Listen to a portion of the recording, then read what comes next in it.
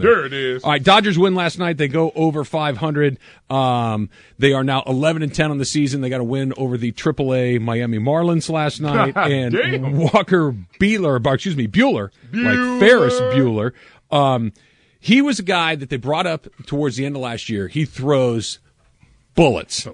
Just absolute bullets. He threw 8 pitches that were at 99 miles an hour in 2 innings last night. Just to give you an idea of what that means, there are 16 teams in the major leagues that have not had that many pitches so far, and he did it in 2 innings.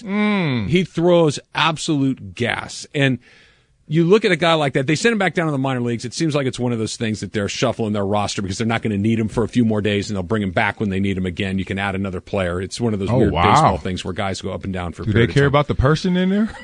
Good Lord. Do they care about you? I mean, damn, but they didn't tell me to go somewhere and come right back. Because there was no, now they'll send you to that American Association of Football Accountants or whatever that Right, the Alliance. Yeah. Dang. Yeah, that's baseball, though. They've got that minor league where they can hide you for a while. They don't have to pay you, all of that stuff. He's the next big thing. He's one of the Dodgers prospects. And this is where the Dodgers are in such an interesting spot right now, Marcellus, because they're playing better. I still think that they're going to be okay. They're going to get into it. But they do have this where you're trying to mix in some newer guys at the same time without pushing out your older guys. And you look at a guy like Buehler. Why not just and I'm taking the economic, just bring him up and let him do his thing and figure it out. So by the time you do get to September, October, that dude's ready to go. Yeah, I mean, you would think that's the way to roll, but we went through this last year.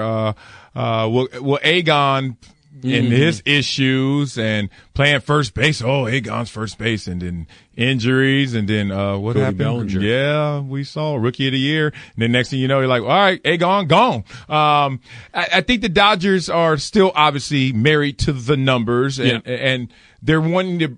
They declared they had to bring along Buehler slowly. They declared that.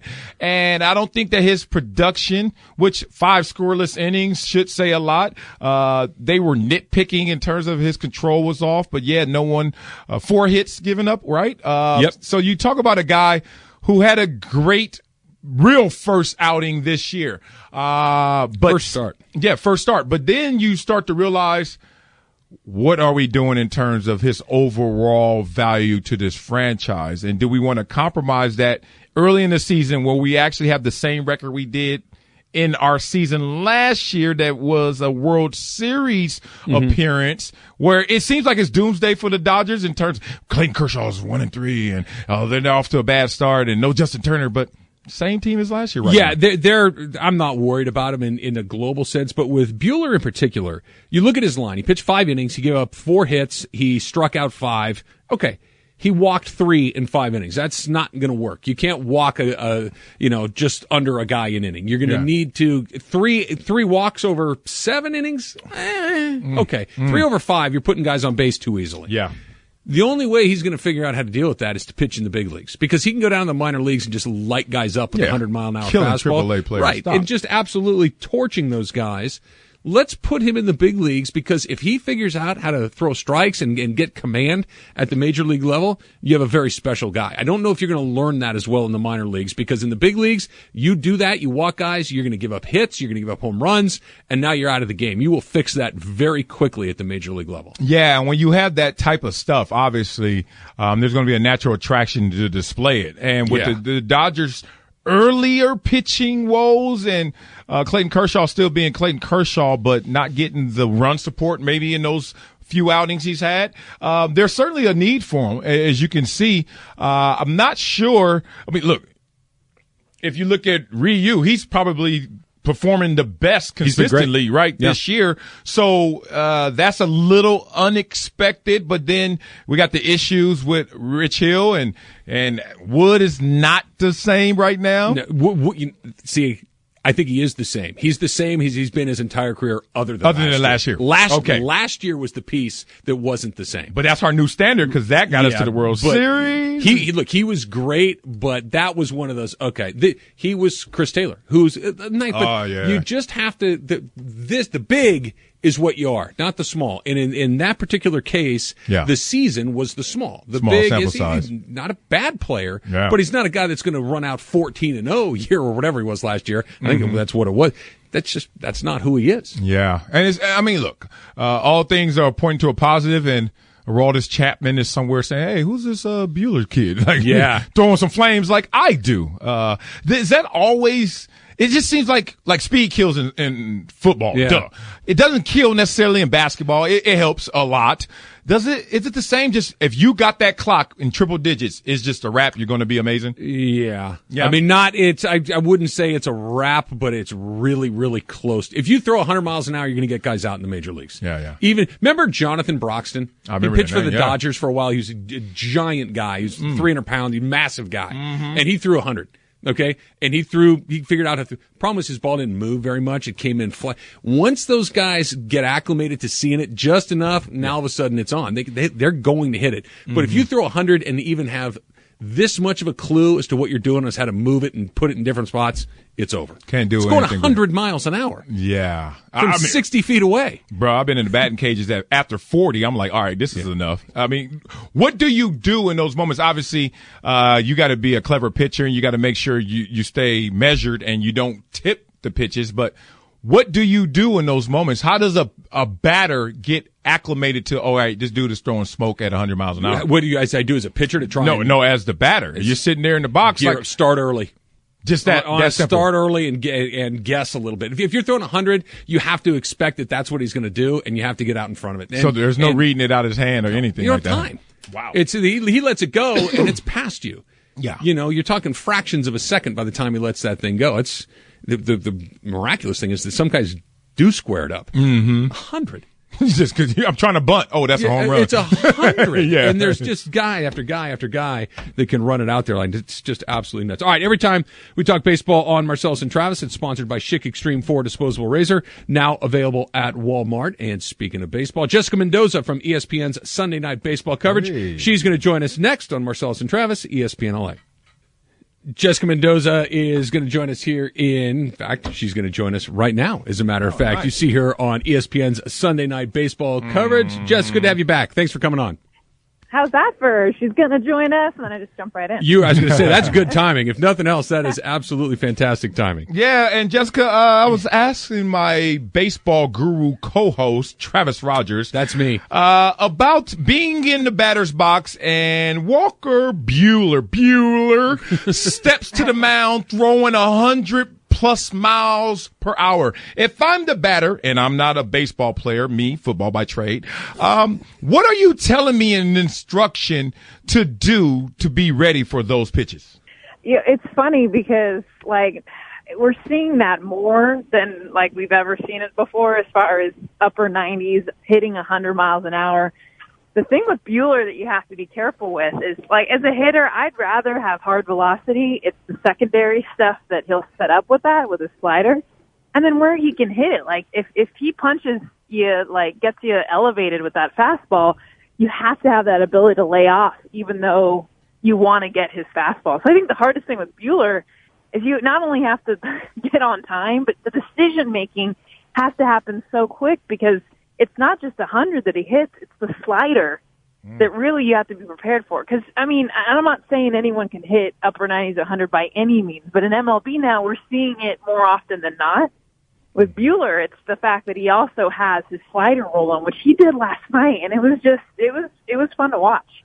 Jessica, you just said it, and I've always been fascinated by this because I don't know the answer to it. That it wasn't that long ago where if you saw a guy throwing 95, 96 miles an hour, he was a hard thrower and he was one of a few. And now, like you just mentioned, it seems like there's not just one or two guys in the major leagues, but several handfuls full of guys that can touch triple digits. How did we get here so quickly where it used to be one or two and now there's a dozen or more? I think honestly that's what we're seeing with just understanding numbers and what, you have these devices now in bullpens and it's so freaking cool, to sit there and play with the grip or play with your mechanics and all of a sudden get instant results. And not just with the velo, but understanding how your body can create torque and movement and basically be the most advantageous to get that ball to home plate. And so you're seeing more pitchers now at a young age they're stronger, all the things that you're just seeing with athletes being able to be better athletes. But now with the technology, you're seeing guys also mess around with their mechanics and what they can do to be able to utilize each body frame and what it can do to then be able to throw those kind of pitches. I mean, look at Alex Wood the night before, right? And he's not throwing 97, 98 by any means, but that's a funky delivery. But he understands what his body needs to do. Rich Hill, Kershaw. I mean, all these guys are so different. You have to get the most out of it because they've been able to understand what it is in the bullpen they need to do to get there. Now, you talk about their bullpen, and Walker's been put down on the minors again. Some people saying he's going to come up very soon. Some people say they don't know exactly when. Wouldn't you think he's coming back? Well, he's definitely coming back. They want to limit his innings. And so if you're a Dodgers fan, you don't want to see him anytime soon. The Dodgers are finally getting rolling. They were struggling a little bit earlier where I think everyone was like, Buehler, please, come on, bring him up, let's go. But you think about the rotation right now. I mean, I don't know if you saw Ryu start against Strasburg Saturday night. I mean, this is like your bottom of the rotation guy. Right. He's been lights out. Rich Hill's back. Small little blister. He's back. Then you got Alex Wood. You got Kershaw. You have so much length in that rotation. Buehler is a guy that will be a part of this team down the stretch, but you need him to be a part of this team. So if you see him sooner than later, what does that mean? Well, okay, on the back end of the season, when you need him the most, now he's got to be moved to the bullpen because he's limited with his innings. You don't want that. You want to have, in my opinion, Walker Buehler in that starting rotation. He has some dynamic stuff. He's so young. He's a smart kid from Vandy. There's so much there that I think for LA fans, don't get impatient. If he's not up until a few months from now, that's a good thing because that means you got him on the most important time. Jessica Mendoza, ESPN Sunday Night Baseball team, joining us. And the Dodgers are finally playing a little bit better. They got off to a rough start, and they're finally starting to score some runs. But going back to last season, there was endless debate over who was the most valuable player, whether it was Corey Seager or Cody Bellinger, Justin Turner, and depending on Chris Taylor had a great year last year as well. It's clear now, right? Yeah, that's where I was headed, Jess. It's clear that Justin Turner was the thing that made this thing go, right? It really was, and the thing is like you remember he got hurt last year for a good amount of time, and they just kept rolling. It didn't matter, and it was because they had already established themselves. Cody Bellinger, Corey Seager, Chris Taylor, all those guys that you mentioned already had fit into their role and their place and understood what they needed to do when Turner went down kind of in the back half there for, like a good 3-4 weeks. So it didn't really matter. But to start this season, and really what's like a sophomore junior campaign for their start. So really Chris Taylor, Cody Bellinger, this is their sophomore year. Seager, it's his third year. This is when they need to not have all eyes on them. They need Justin Turner to be the dude, and oh my gosh, is it clearer than ever. And I know they're rolling a little bit, but they need him. They need him in a big way because of what he brings that lineup, kind of like the Red Sox when they lost David Ortiz. I mean, that's a talented lineup, right? You got Mookie Betts, you got, Dustin Pedroia. You got so many guys in that lineup, Xander Bogaerts. Now they're rolling because they get J.D. Martinez. They get that slot filled again. The Dodgers need Turner back. And I hate saying that it's one guy, but they are just a much better team when he's in that lineup. Now, you talk about the Dodgers winning 7 of their last 8, 11-10. Last year, this was a team that actually took 2 more games to get to their 11th win. So they're off to a faster start, but it just doesn't feel that way, or at least the conversation is not going that way about this year's team. Why? I think, first of all, they're coming off losing the World Series. And even though it should be, they got to 7 games in the World Series, that's how good this team is. There's that thing. I mean, I live in LA they lost the World Series. So now there's just this, and I was around them a bunch in spring, just almost this chip on their shoulder. Let's go. Like, we are so much better. We need to freaking win it all. So there's this sense of urgency that really, it wasn't there before because really everyone just wanted to get up to October. Well, they got to where they needed to get. They didn't win what everyone wanted them to win. So now it's come out the gate. They're really the same exact team, minus an injury or 2, like Justin Turner. So there's all these expectations. They want to see that October team now, and it's just not there. Jessica Mendoza, ESPN's Sunday Night Baseball team. And, Jess, you guys are